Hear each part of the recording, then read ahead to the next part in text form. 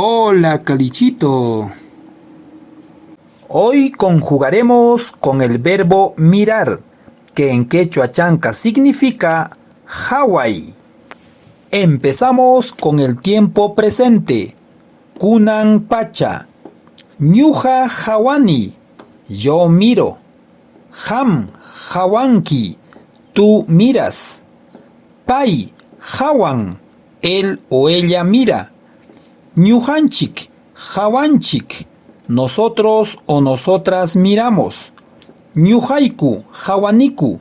Nosotros o nosotras miramos. Hamkuna hawankichik. Ustedes, vosotros o vosotras miran. Paikuna hawanku. Ellos o ellas miran. Ahora con el tiempo pasado. Jainapacha. Ñuja hawarjani. Yo miré. Ham hawarjanki. Tú miraste.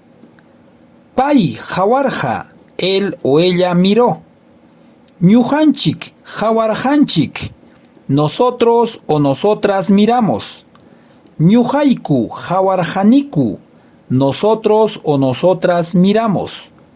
Hamkuna hawarjankichik. Ustedes, vosotros o vosotras miraron. Paikuna hawarjaku. Ellos o ellas miraron. Por último, con el tiempo futuro. Jayapacha. Ñuja hawasaj. Yo miraré. Ham hawanki. Tú mirarás. Pai hawanja. Él o ella mirará. Ñujanchik hawasunchik. Nosotros o nosotras miraremos. Ñujaiku hawasajku.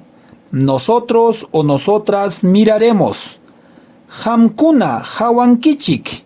Ustedes, vosotros o vosotras mirarán. Paikuna hawanjaku. Ellos o ellas mirarán. Por último, un ejemplo.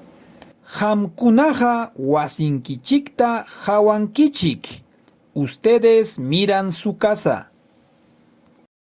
No te copio, solo practico. Chao.